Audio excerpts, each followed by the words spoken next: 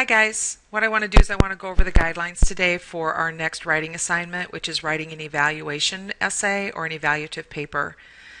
As started out here, it tells us that you're always making judgments. You're always meeting new ideas, products, concepts, and we're not afraid to share our opinions. However, we're not always aware of the process we use to reach these conclusions. So this type of paper is not just about expressing an opinion. It's about basing our judgments on a valid evaluation and supporting our judgments with clear standards or criteria that have to be met. So basically, opinion alone is not evaluation. When we evaluate, it's important that we use a set of criteria or a set of standards that our product or service must meet, and then we have to support our judgment, in other words, our opinion or our determination, with examples or with evidence. So it's not good enough to simply state that like a course was good because you enjoyed it or you got a good grade, just as it's not sufficient to say that a book was bad just because you didn't like it. You have to be able to articulate and support the reasons about why the book was worthy or unworthy, or why the course was not good. An evaluation is a controlled judgment of something using a set of criteria where there are a set of standards or guidelines. It's important to remember that an evaluation is not a disagreement or even an argument against the content of something. Rather, it is a discussion as to whether or not you agree that, in this case, the chosen book you have meets the criteria. So your job as the writer, the author, is to convince the reader that your evaluation is valid. So what we're going to do for this assignment is you're going to write an evaluation essay based on the criteria for choosing a Caldecott Medal winner. So you need to explain to the reader why and how the book you chose met or did not meet the criterion for the Caldecott Medal.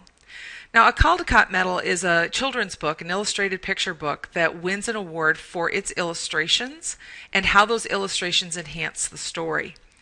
Even though it is a book that has been chosen as a winner, you don't have to agree with the Caldecott Committee that this was the best choice.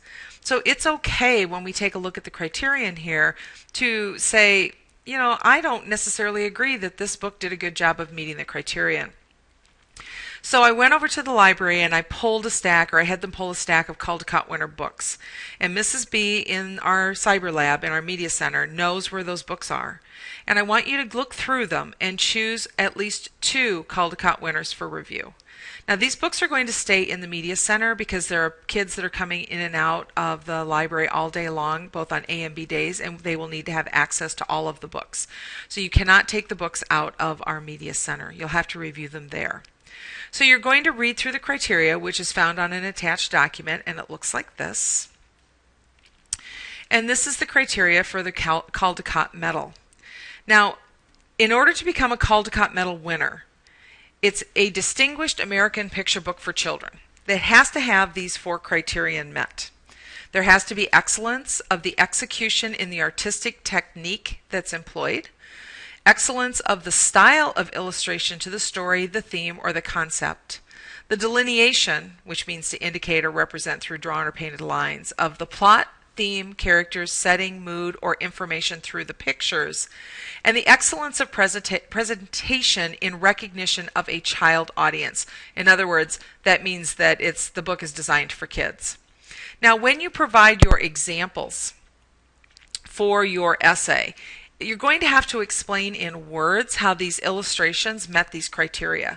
So it's going to be difficult to express, but this is where you're going to have to really kind of think through how the examples from the book that you've chosen meets or does not meet the criterion, and you're going to have to paint that mental picture with words.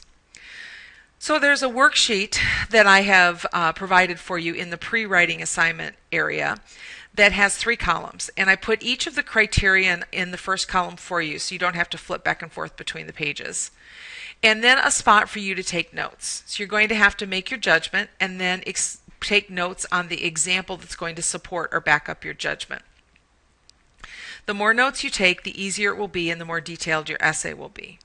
And I want you to take notes on 2 books, and then you're going to submit both pre-writing papers to be submitted for credit, for grading. After you get done taking your notes, look over those 2 sheets of notes that you have and pick the one book for your essay that you feel you were able to get better notes on. So what we're doing now is we're evaluating which of the two books you want to use for this paper. Now it's time to write your draft. The first step in writing an evaluation essay is, of course, to get all that evidence to support your viewpoint, and that's what we did during the pre-writing stage. So you should already have that done. This type of essay is similar to an argumentative essay or even an analysis essay. Basically what you're doing, it's the same. You're analyzing the book and you're comparing it to the criterion, and then you're providing evidence to support or back it up. Now, your first paragraph, your introduction, is going to have to include a thesis statement. And if you're still not quite sure what a thesis statement is, you're going to have to go out on Google and do a little search and help figure out how to write a good thesis statement. The thesis then details the overall purpose of the evaluation essay and sets up the angle for your judgment. Again, if you're not clear about writing a thesis statement, do a little research and find some examples of evaluation essays and look at their thesis statements and see what they've got written, and then see how you can make that fit your topic. The second part of the essay, you're going to simply define your subject. So you're going to provide some background information about your topic, in this case the book that you've chosen. So we're going to want a brief summary of the plot, a little bit about its characters, so that the reader who's reading your evaluation has a pretty good idea of what you're talking about. The next set of paragraphs in the body of your essay will be the criterion itself. So when you're drafting evaluation essays, you should address the effectiveness or ineffective qualities of each set of criteria and provide those examples from the book to support your judgment. And then, of course, you have the conclusion. Gather together the main points presented in the body of the essay and show the reader how they add up to prove the thesis. So this is basically your last chance to answer that so what question. In other words, you've given me all this information, you've made this determination, so what? What do I need to know about it? And here is a little graphic organizer just to see the organization of your paper and what it should look like. Don't forget to add your bibliography. That'll be really important. You're only going to have one item in it, and that's the book that you choose to evaluate, but it has to be there, and it has to be in the correct MLA format. You want to make sure that your writing is balanced, that all your criteria is thoroughly evaluated, and don't be afraid to stand your ground throughout the evaluation, because what you want to do is make your claim convincing and persuasive. Okay? A couple of dangers you want to avoid.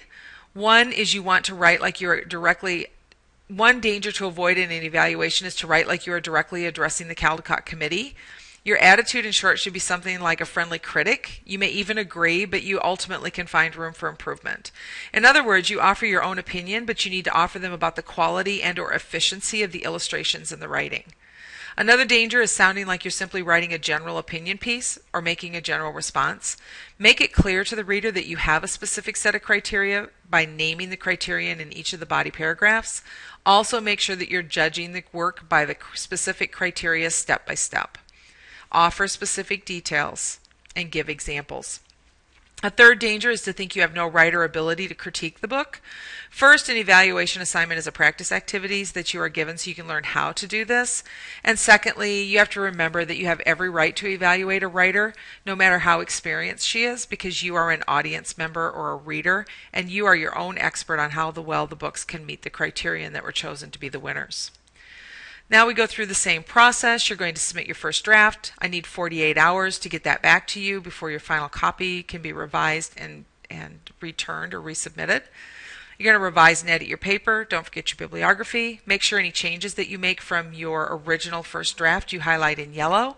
And then you're going to submit the final copy both through the assignment link and through SafeAssign.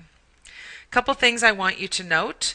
All essays are expected to be in MLA academic format. Make sure that you review the rubric from the What is Academic Writing folder.